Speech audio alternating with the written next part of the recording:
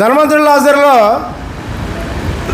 లాజరు చనిపోయినప్పుడు ధనవంతుడు కూడా చనిపోతాడు.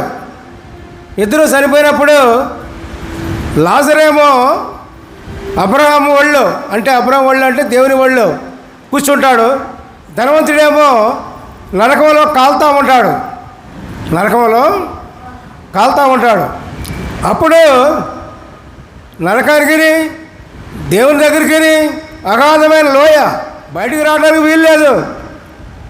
అటువంటిప్పుడు ఈ యొక్క ధనవంతుడు ఒక్కసారి నేను భూమి మీద పంపించాయా, నరకంలో బాధ ఎట్లా ఉంటుందో వాళ్ళకి చెప్పినాను అని అన్నప్పుడు దేవుడు ఏమంటారంటే, అప్పుడు అక్కడ ఆ సందర్భంలో మోషే అనేక మంది భక్తులు ఉన్నారు అక్కడ, వారి మాటలే నువ్వు వినకపోతే నువ్వు వెళ్ళి చెప్తే వాళ్ళు నమ్ముతారా అని అంటారు పిల్లారా. అగాధమే నిరంతరం కూడా అగాధంలో ఉంటారు పిల్లారా. అటువంటి మరణం ఉంటుంది, ఇక బయటికి రాలేక, అది రెండో మరణం అంటారు. అర్థమవుతుందా?